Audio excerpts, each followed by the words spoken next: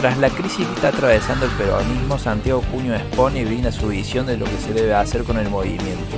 Y haber cambiado la representación de los trabajadores por la representación de minorías sexuales, políticas de género y pañuelos verdes.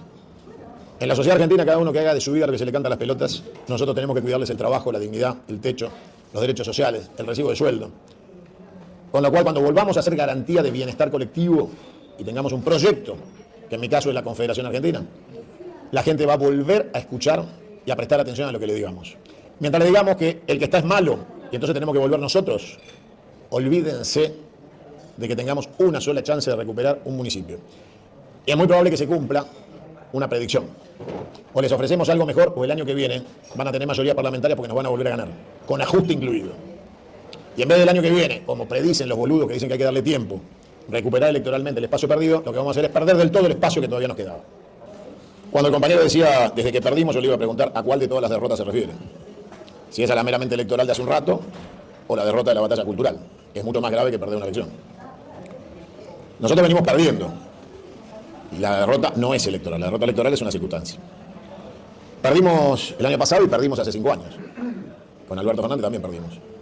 Y quedó demostrado en los últimos 4 años donde se consolidó la pavimentación del retorno de quienes siempre fueron sus socios en definitiva, porque ese personaje siniestro, mediocre, bufón del sistema de expoliación de la Argentina, les fue absolutamente funcional en detener cualquier proceso de consolidación de lo que tendría que haber sido volver mejores, decía alguien.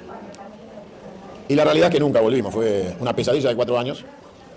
Personalmente estoy convencido que la pandemia estiró la vida de un gobierno que estaba acabado a los 3 meses que había asumido. Para marzo de aquel año ya el gobierno de Alberto Fernández se había terminado. La decisión de los nombramientos había llevado al Ministerio de Economía a un amigo personal e íntimo de Sturzenegger, con el cual se había sacado una foto cuando Sturzenegger asume de presidente del Banco Central de Mauricio Macri. Y está la foto del ex ministro de Alberto y Stiglitz, su jefe ideológico y amigo personal, en el despacho de Sturzenegger, muy sonrientes, dándole colaboración, apoyo e imagen al acuerdo que tenían con aquel presidente del Banco Central, hoy autor ideológico, según narran desde el oficialismo, del plan en curso junto a Caputo. Nada bueno podía salir de la llegada de Guzmán, nada bueno podía salir de una Cristina Kirchner que, más allá de todo y perdonándole todo y olvidándonos de todo, un día apareció y dijo: somos capitalistas y creemos en la Argentina bimonetaria. Ni Alzogaray se animó tanto. Y en esa clase magistral le decía a los jóvenes: somos capitalistas y hay que ir hacia la política bimonetaria. O peor, lo asumía como un rasgo cultural de la sociedad argentina. O sea, mucho peor, porque le daba identidad cultural al fenómeno bimonetario. Y entonces empezamos a resignar todas las banderas, una tras de otra. Y un pejotismo cómplice, berreta, lleno de delincuentes que buscan cargos públicos como si el PJ fuera un banco de empleo y no un instrumento político para la transformación. La sociedad fue percibiendo que el peronismo era Cristina y el pejotismo. Esto nos dejaría frente a la sociedad que asume desafíos desde llenar la heladera, el que puede todavía tener la heladera enchufada y ponerle algo adentro, hasta la inteligencia artificial. La sociedad hoy asume los desafíos más mínimos y los más grandilocuentes y infinitos para la comprensión promedio de la sociedad argentina, como es la inteligencia artificial. Con lo cual, el ciudadano argentino, ni siquiera patriota, el ciudadano argentino, que vive en el territorio poblado y no en la patria de los argentinos, porque convivimos temporalmente en 2 espacios distintos: los patriotas y los habitantes del territorio poblado, que circulan con DNI argentino, porque nacieron dentro del territorio poblado y el Estado les entrega un DNI, y eso los constituyen ciudadanos y nada más. Tienen su documento, pagan impuestos, compran la leche y pagan el IVA. La Argentina les importa nada, absolutamente nada. Esa convivencia entre los que queremos un proyecto colectivo de nación y de patria con aquellos que viven en un territorio poblado, les importa un carajo si la Argentina desaparece o se transforma en colonia británica, o la dividen en 8 países como Yugoslavia, o nos bombardean como a Palestina, porque realmente no les interesa la utopía individual del monotributista que vive en un monoambiente y ha comprado un mecanismo de egoísmo que lo lleva a entenderse como un actor individual y no colectivo de una sociedad, con la cual estamos frente al peor enemigo, que es nuestro vecino con el que convivimos, el tipo que te dice buenos días, buenas tardes y hasta por ahí juega la pelota con vos, pero que no tiene ningún interés en la lectura, ni en la comprensión de Perón, ni del nacionalismo, ni de ningún tipo de ideología, más allá que no sea la nuestra, a sabiendas que cuando uno tiene una pertenencia ideológica ya tiene un enemigo. En el mismo instante que uno asume una posición, ya se crea un enemigo. Y por supuesto, algún adversario. El adversario es táctico y el enemigo es estratégico. Nuestra formación doctrinaria, nuestra esencia de ADN, crea inmediatamente el enemigo con el cual convivimos desde la fallida independencia argentina, que no existe y nunca existió. Venimos conviviendo en una lucha permanente en un edificio sin terminar. Es una estructura de hormigón la Argentina que nunca llegó a ser edificio, en donde distintos sectores se pelean por la administración de un consorcio que no existe, porque estamos a medio terminar. Y en la Argentina las obras gigantescas a medio terminar terminaron dinamitándose. Entonces, si entendemos a la Argentina como un proyecto a medio terminar, cuando pasa el tiempo y no se termina, alguien dice que hay que dinamitarlo. Y es lo que está pasando hoy. El edificio está ahí, es enorme, es ambicioso, es llamativo, tiene historia. Pero empiezan a decir, es muy costoso remodelarlo, terminarlo es más caro que hacer uno nuevo. Lo que más valor tiene es el terreno. ¿Para qué terminar esto, que ya tiene 40 años sin terminar, 200 años sin terminar? Entonces viene uno y propone la demolición. Y un montón de gente que está cansada de vivir entre escombros y el proyecto que no avanza. Y hacemos un piso más y se vuelve a parar la obra. No le entregamos la llave a nadie.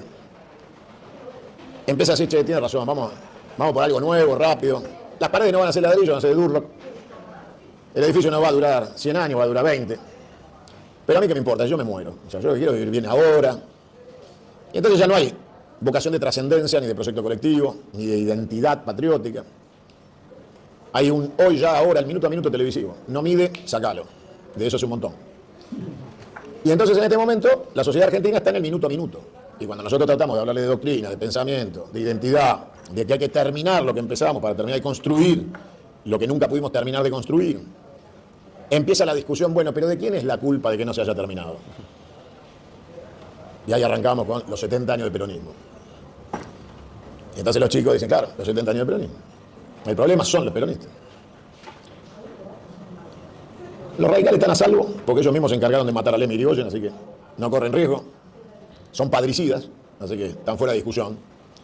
No sufren los avatares de la discusión ideológica porque resignaron cualquier debate ideológico, cualquier pertenencia a la Revolución del Parque, a la forja que sirvió de puente entre el irigoyenismo y Perón. Abandonaron, ¿no? Homero Mansi, anda a contar quién es.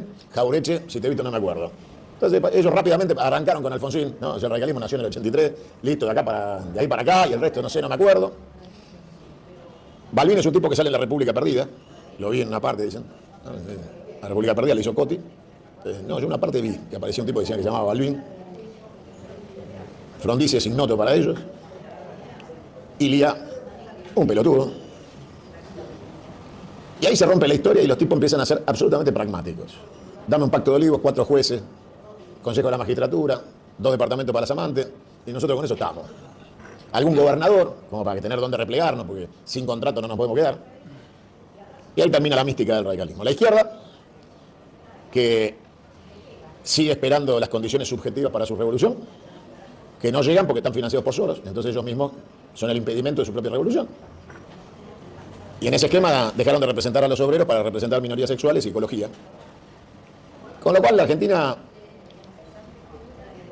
tiene todavía en nosotros, en las generaciones que hemos dejado de ser jóvenes, un proyecto posible 40 años vista. Y si no hacemos pie y convencemos a las nuevas generaciones que hoy integran el 60% del padrón electoral que hizo presidente a este degenerado mental, vamos a desaparecer. Y estas reuniones van a ser cada vez más chicas y nuestro protagonismo social va a ser cada vez más intrascendente. Con lo cual tenemos el desafío de persuadir a la juventud de la inteligencia artificial, las redes sociales, el minuto a minuto, el online, la vida hoy, ya y ahora, la posverdad, la mentira que viaja más rápido que la verdad, la lucha contra el lawfare. Si no aseguramos una batalla en esos términos, que podamos ganar, estamos escribiendo las últimas páginas de una bonita historia. Y el título del libro va a ser Autopsia de la Argentina. Ahí vamos a contar por qué fracasamos, cómo perdimos la elección. Si hubiéramos hecho eso a su momento, no nos hubiéramos equivocado. Pero la realidad es que las explicaciones son excusas y las excusas son las explicaciones de un fracaso. No pudimos, y ahí empezamos a explicar por qué no pudimos y lo hubiéramos hecho. Y la realidad es que hemos sido derrotados electoralmente y culturalmente. No hemos sabido ayornar los instrumentos hemos sido ganados por una banda de fascinerosos que desde la política, entre comillas, con términos radicales, como el operador político, un invento de la coordinadora radical en el 83, un término nefasto creado por esa coordinadora socialdemócrata para justificar que los punteros habían elevado su condición a la de operador. La realidad es que no operaban nada porque no eran médicos y tampoco eran choferes de algún balancín ni de una grúa, así que la verdad es que no operaban nada. Eran simplemente valijeros y pasadores que transformaron la democracia moderna en un negocio de corrupción para la... Por eso yo, hace mucho tiempo, definí mi identidad confederal, renuncié a cualquier aspiración republicana y trabajo para ver a la República enterrada, sepultada y sin ninguna posibilidad de sobrevida, porque ha sido un instrumento de saqueo de la Argentina. Después de la batalla de Caseros, fuimos saqueados los bonaerenses, estamos en territorio bonaerense, saqueado a la provincia de Buenos Aires, transformado en capital federal por los unitarios, con un proyecto centralista y de transferencia de la renta. Las provincias no existen, las gobierna la ciudad de Buenos Aires, y el puerto, que da nombre a la palabra porteño, es el camino de expoliación de los recursos naturales de la Argentina, que no debe ser industrial, que no debe ser tecnológica, y debe exportar insumos primarios, y en ese esquema tener la menor cantidad de población posible y lo menos molesta posible. Con lo cual la cultura del trabajo, la organización sindical, la educación, son todos términos a aniquilar. Y después de la batalla del 82, que a pesar de los esfuerzos de desmalvinización, fue una batalla que estuvo a 7 días de ser ganada desde el punto de vista militar, se consolida en el avance inglés finalmente el armisticio de Puerto Argentino, y después de eso la OTAN decidió que la Argentina debía desaparecer, según los consejos de Churchill, como un peligro hacia el occidente, que se había atrevido a desafiar a la OTAN con importante éxito en términos de bajas, de logística y de hombres en materia de desafío de una pequeña potencia militar como era la Argentina contra la estructura de la OTAN y la primera flota naval del mundo. Y ahí se decidió que la Argentina iba a tener una democracia amañada, servil y republicana. Entonces aparece Alfonsín en la vida política de los argentinos con fuerza y promete básicamente 3 pelotudeces. Con la democracia se come, se vive y se educa, ¿no? Se come, se cuida y se educa. 3 pelotudeces elementables y básicas, como si ustedes le dijeran a sus hijos: te prometo que a la mañana te doy el desayuno, te llevo al colegio y a la noche tenés un colchón para dormir. Bueno, obviamente hay personas que no lo logran y que la están pasando muy mal, pero si vos le prometés a la sociedad que va a cumplir sus necesidades básicas, sos un miserable. Más viniendo de una Argentina que había atravesado algunos momentos de esplendor perdido, pero finalmente los había vivido, y que tenía que recuperar su vocación de Argentina potencia, ¿no? De una Argentina rendida a conformarse con un medrugo de pan, una curita y una tiza. Finalmente, desde el 83 para acá, con la democracia tampoco se come, tampoco se cura y tampoco se educa. Con lo cual, las promesas socialdemócratas también murieron. Pero en los intervalos donde nos tocó, entre comillas, gobernar, hemos confundido mucho a la sociedad argentina. Del menemato a Cristina, la gente no entiende qué somos, no tiene claro el perfil ideológico. Se lo tratamos de explicar desde el pragmatismo, porque claro, la vocación de poder siempre está viva. Entonces dicen, el peronismo es un partido del poder, es un partido de Estado, necesita el Estado. Y nada más lejano a la realidad. El 17 de octubre no se hizo desde el Estado, se hizo desde la causa popular y la representación de un pueblo trabajador que salió a defender sus conquistas que se le había dado el teniente general Juan Domingo Perón, en aquel momento coronel. Y nosotros también dejamos de representar, igual que la izquierda, a los trabajadores. Tenemos una CGT de mierda con un gordo ladrón, que evidentemente cuando la gente nos mira se nos caga de la risa si eso es el peronismo, ¿no? La gente nos mira y dice, ¿esto es el peronismo? Gracias, paso, te dicen. Con lo cual, tenemos un desafío importante que es cómo repensar el peronismo en términos de chicos que tienen nuevos desafíos laborales, que no entienden la representación del peronismo de la revolución industrial y están esperando el peronismo de la revolución tecnológica. Y nosotros todavía no salimos del peronismo de la revolución industrial y nunca logramos conjugar el peronismo de la revolución industrial con el capital nacional para fusionar la pequeña y mediana empresa a la fuerza del trabajo, integrando de manera efectiva y consolidada, con rango constitucional y no de decreto o de proyecto de ley, la existencia permanente y sistemática de la evolución de los instrumentos del trabajo que incluyen al capital nacional. Y en ese desafío nos alejamos del empresariado pequeño y mediano, nos alejamos, no nos escuchan, no nos identifican, no nos ven como enemigos. Entonces te aparece un boludo y te dice con una pyme que su mayor costo es el costo laboral. Entonces lo sentás y le decís, a ver, vení, sentate. Explícame tu tasa de interés. Explícame a cuánto está cambiando un cheque en la cueva donde vas para cubrir el banco. Decime cuánto perdés por año en el sistema financiero? ¿Cuánto te cobra el banco por los servicios que te presta? ¿Cuánto te prestan capital de trabajo que no tenga tasas usurarias que te impiden producir y que finalmente el crédito es impagable? Porque en términos relativos de lo que es producción y ganancia, la Argentina es inviable, hace mucho tiempo, no ahora. Entonces, nuestro desafío no es ganar una elección. Eso te diría o les diría que es lo más fácil. Si Milei ganó, ganar una elección parece ser fácil. El tema es cómo consolidar un proyecto sustentable de administración del gobierno del Estado, con proyecto de nación y de patria, que llegue, desde el punto de vista cultural, a ser identidad de las nuevas generaciones. Cuando uno le habla de Perón a un pibe que vive del home office y su vida es conectarse a la internet y ya, en muchos casos, a través de la inteligencia artificial, ni siquiera hace el esfuerzo físico de la tecla, ha perdido ya la necesidad del contacto físico con la pantalla del celular o la pantalla touch, se pone los auriculares, los prende desde el auricular, habla, le dicta a la computadora tiene inteligencia artificial, entiende lo que le está diciendo, le contesta y hace. Le dicta y despacha. Por delante tenemos el fin de los medios de comunicación analógicos.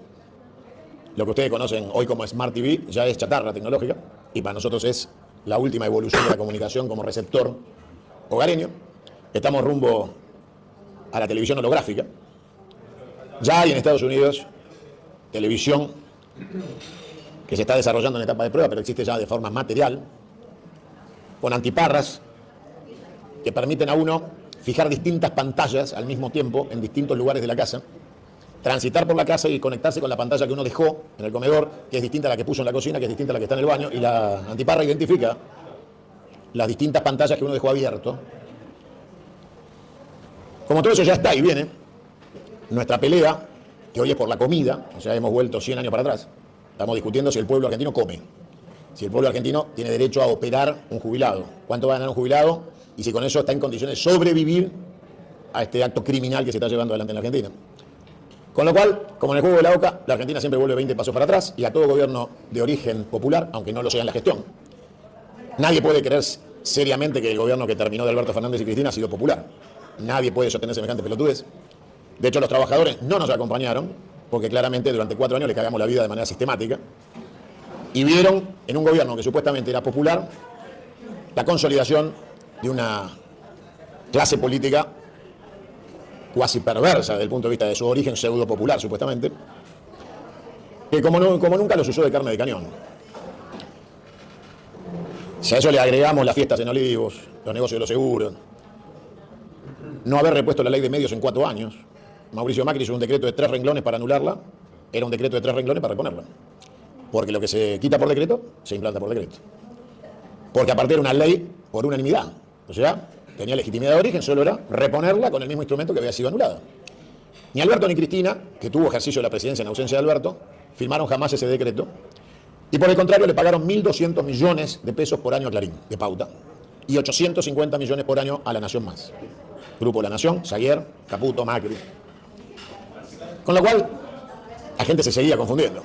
Los libros de texto del Estado argentino durante el gobierno de Alberto y Cristina los imprimió la imprenta de Clarín, AGR Clarín. O sea que facturaban otros 1.000 millones en libros escolares. En ninguno de los gobiernos de la democracia en la que nos tocó supuestamente a los peronistas gobernar, se derogó la ley de entidades financieras de Martínez de Oz. Sigue vigente, como si nada hubiera pasado. Nunca se intentó ni en el mejor momento de Cristina la reforma de la Constitución para impedir este tipo de bestialidades que hoy se están llevando adelante. O sea, darle rango constitucional inamovible a ciertas situaciones de Estado para que no venga un loco desquiciado y te clave un DNU para lotear la Argentina, y mientras estamos charlando acá en este mismo instante están destruyendo la Argentina legalmente porque el DNU está vigente. Nuestros legisladores, lejos de la revolución, se aumentan el sueldo en el Senado porque dicen que no les alcanza, con lo cual terminan de divorciarnos definitivamente con la sociedad, con los trabajadores, con el mundo. Y nosotros también nos enamoramos con la llegada del progresismo a la sede del pejotismo, porque el progresismo nunca será peronismo, pero el pejotismo les prestó la casa. Entonces, tuvimos y tenemos frentes electorales con el Partido Comunista, que honrosamente le dedicó una carta de agradecimiento a Videla en el 76 por el golpe de Estado y acompañó a Braden contra Perón, ¿no? O sea, para ubicar a dónde está el PC. O sea, un PC raro el nuestro. Pero está en Unión por la Patria, en el Frente de Todis, en tantos lados.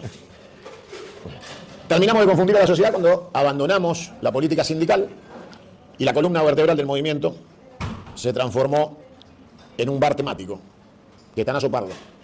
O sea, lo que faltan son unos mozos, un buen café, y te recomiendo que le pidas el edificio porque es más grande. Y nos dedicamos a la reivindicación de las políticas de género, el aborto y otras cualidades del gobierno de Cristina y de Alberto, que dieron lugar a movilizaciones de pañuelos verdes, ¿no? A fotos de Evita con pañuelos verdes y un montón de políticas confusas que se pelean con los libros, pero estamos en la era de la inteligencia artificial, de los medios de comunicación online, de la internet, con lo cual la mentira viaja mucho más rápido que la verdad, la posverdad es mucho más tentadora que la verdad doctrinaria, y ahí se empieza a terminar de desdibujar todo. En los medios de comunicación aparece gente como Victoria Tolosa Paz, que dice me hice peronista para coger, con lo cual llena de doctrina la campaña. Se le conoce su holgada vida económica, junto a su marido. Del otro lado, el presidente del PJ de la provincia de Buenos Aires es un pibe que nació en Santa Cruz, habla con faltas de ortografía y no puede explicar 400 millones de pesos de patrimonio. Y el presidente del PJ Nacional es el exiliado, corrupto delincuente de Conchita Fernández. Y eso nos deja frente a la sociedad totalmente desarticulados. El último congreso del pejotismo no logró llevar a la mitad de los congresales. Ni siquiera pudieron convocar a los congresales. O sea, el resto ya sería mucho pedir. Si mandando los telegramas no pudieron hacer que todos los delegados del Congreso estén presentes y la mitad no fue, está claro que tendrían que haber renunciado todos en el mismo instante y decir, listo, hasta acá llegamos. Balín tenía una frase que decía, comando de la derrota, comando a casa, ¿no? Entonces, perdimos, nos vamos. Le dejamos lugar a otros compañeros que vengan a organizar esto, ¿sí? Podemos ir hacia algún lado. Yo le dije hace poco tiempo atrás al pejotismo que dejen de comportarse como la NUCE, porque la frase de cabecera del pejotismo es que las urnas están bien guardadas, ¿no? Como le habría dicho la NUCE en aquel momento a Perón. Yo los desafié a que reempadronemos. No vamos a ir a votar con el padrón trucho con el que laburaron los últimos 30 años. Creo que la última afiliación la convalidó ante la justicia el viejo chorro de Landó. Así que imagínense que con el padrón de Landó no vamos a ir a votar. Pero que si tienen ganas de hacer una reconstrucción honesta, movilicemos a todo el peronismo en todo el país para una reafiliación masiva, que blanqueemos honestamente quiénes son los peronistas que quieren ser parte del PJ y se afilien de cero. Los intendentes tienen ventaja, tienen el aparato que ellos dicen. Reafiliemos y yo me presento todos los días para competir con el que se le cante, Cristina, y el que se tenga ganas de ser por la presidencia del PJ, para que el PJ vuelva a ser parte del peronismo. Si no hay reafiliación masiva y no hay internas con urna un domingo, el PJ se le puede meter bien en el orto. No sirve para un carajo, es un instrumento vacío y corrupto. Y cuanto más lejos estemos de la foto con el intendente de La Matanza, más rápido nos vamos a congraciar con la sociedad. Porque si hay algo que la gente odia, es la imagen decrépita del tren fantasma que estaba arriba del palco, donde había más gente arriba del palco que abajo, ¿no? Todos querían dirigir sin que hubiera ningún dirigido para hacerle caso. Con lo cual, los desafíos tácticos nos llevan a movilizarnos, como lo hicimos en la marcha de la defensa de la universidad. Pero ahí hay que tener claro que la patria es de todos y nosotros no conducimos. Somos simplemente uno más de los que marcharon. Y que la diferencia entre masa y pueblo es la conducción. El otro día había una masa de gente. Esa masa de gente no sabía ni a dónde iba. Se concentraban en un lugar y no sabían a dónde tenían que ir. No sabían si tenían que ir por Avenida Córdoba, por Diagonal, si era para Plaza de Mayo, para Congreso. La realidad que este sistema de marchitas es muy simpático, porque redundan casi en una maratón sin sentido de gente que camina sin saber hacia dónde y de repente alguien le pregunta al otro, che, ¿se terminó? Porque nadie sabe cuándo empezó y nadie sabe cuándo terminó. Finalmente todos se van a casa diciendo, fue espectacular. Si el objetivo era juntar números, el número fue muy importante. El número fue muy importante. La pregunta es, ¿quién conduce ese número? Sin conducción, la marcha por las universidades es una sesión de terapia. Marchamos, nos juntamos, viste qué bueno lo que hicimos, ¿no? ¿Viste? Éramos un montón, listo. Vamos a la facu, vamos. Y cuando llegás dice cerrado. Porque al otro día vos marchaste y al otro día te la cerraron, me chupa un huevo que marchaste. Si no hay un plan sustentable, sostenido, de lucha, hace terapia. Una vez marchás, una vez parás. El gordo ladrón anuncia paro con un mes de tiempo para ver si negocia, a ver si lo puede levantar. Trata de que el paro sea por 12 horas, por 3. Trata de convocar los paros los días sábados, ¿no? O sea, el tipo trata de ser lo menos molesto para el gobierno que pueda. En un ratito que pasó por el Senado se robó 200 contratos con Villarroel y el tipo más o menos está cómodo, ¿no? no tiene grandes necesidades. Los senadores negociaron con Villarroel el aumento y hicieron la farsa acordada de la escena ridícula de Villarroel diciendo, bueno, pongo a consideración, y el vocero, miembro informante, diciendo, bueno, señor, hay que votar el proyecto 1432/4, y ella no le pregunta, senador, defina el proyecto, no, está bien, dale, vamos con ese, ¿están todos de acuerdo? Sí, le da la mano, y Lustó hace la manito abajo, listo, mayoría, ¿qué aprobaron? Nos aumentamos los sueldos. Eso después, al final. Con lo cual, queda claro que estamos solos, muchachos, en la pelea, que hay un vacío absoluto de conducción y que cuando no hay conducción hay que asumirla. Mi análisis es un poco más radical desde el punto de vista etimológico de la palabra y no de la esencia del partido. Radical en términos de raíz. Y entonces yo me pregunto y les pregunto, ¿por qué creen ustedes que nunca se subieron las retenciones a los minerales en Argentina en ningún gobierno peronista? Se sigue pagando el 3% por robarse el litio, el oro, el cobre.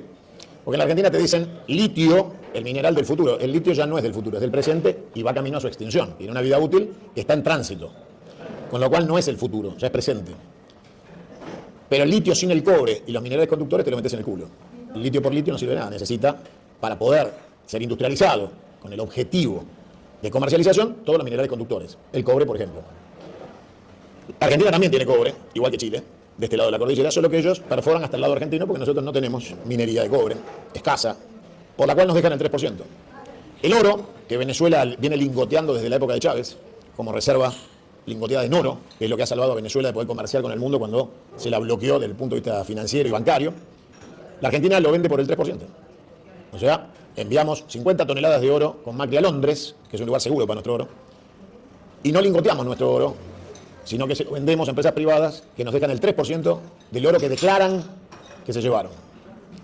El petróleo, que es un acto criminal exportarlo, porque la Argentina no es un país petrolero, es un país con petróleo.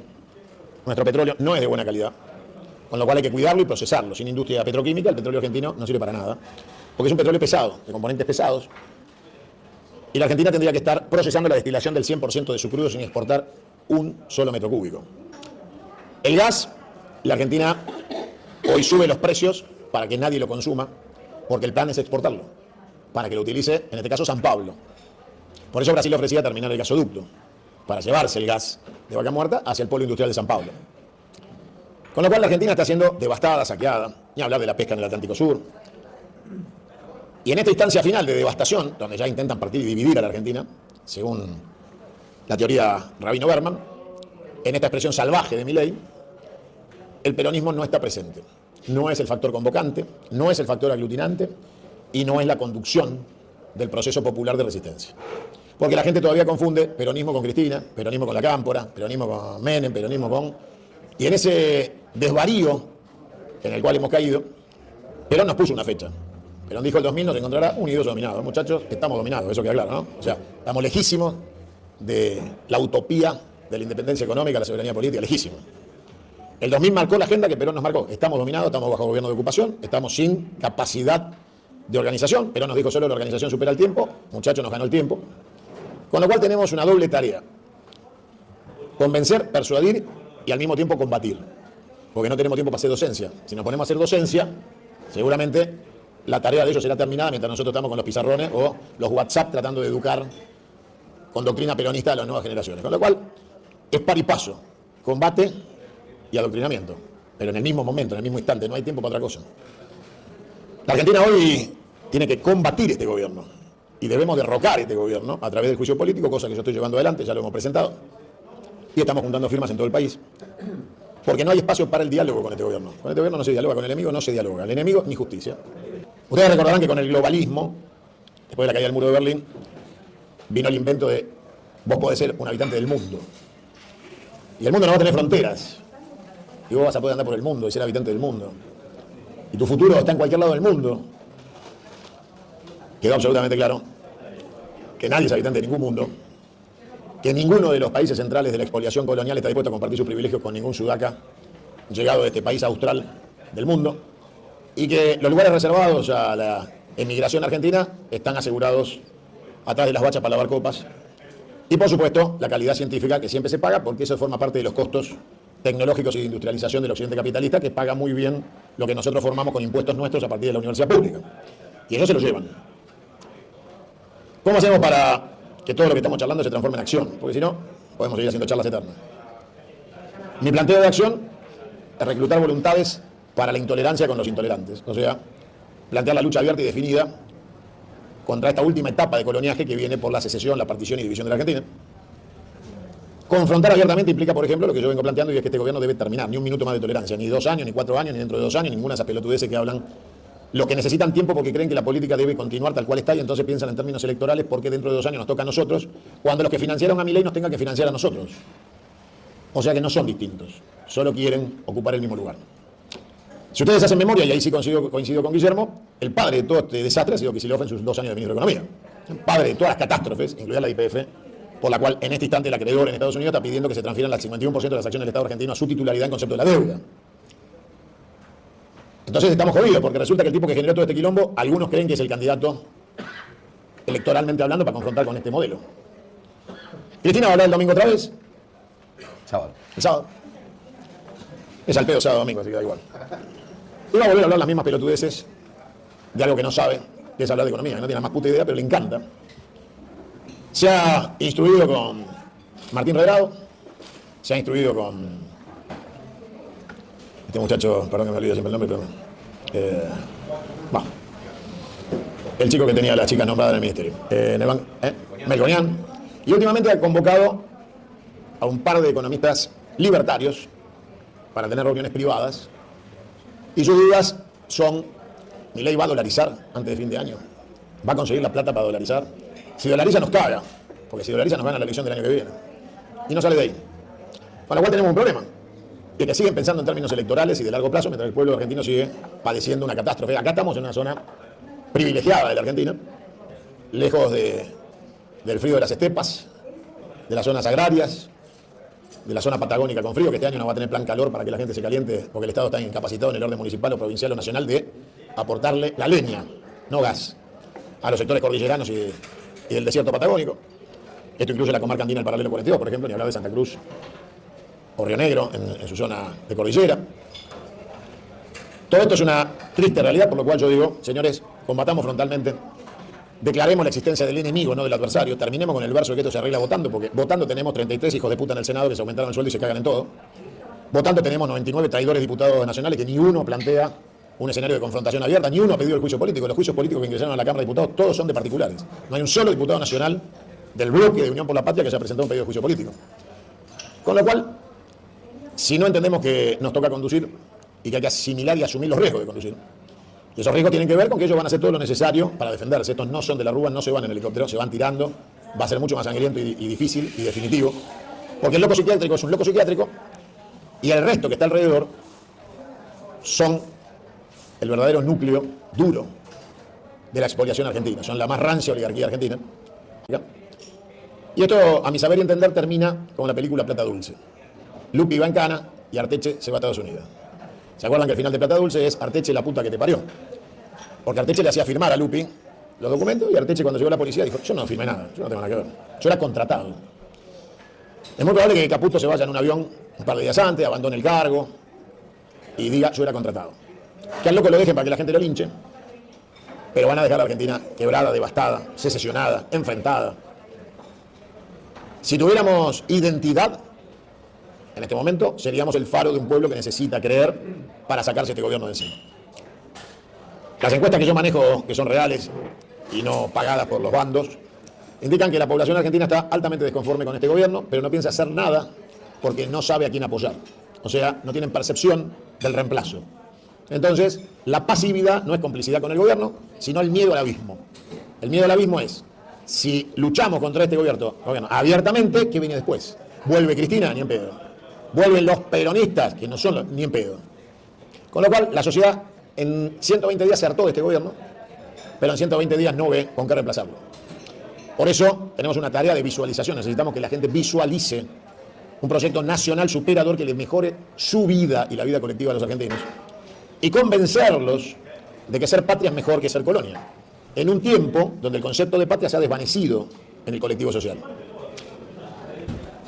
Esto es una triste realidad con la que cabalgamos. Es más, yo tengo el orgullo de que por la calle me saluden y me digan patriota, pero me lo dicen como una virtud ajena, una virtud mía. O sea, ¿no? O sea, una cosa tuya. Te felicito, la verdad que sos un gran patriota. Ahí termina. O sea, hace 72 horas atrás, RT publica, se los voy a leer para que se diviertan. RT, obviamente, la agencia rusa de noticias.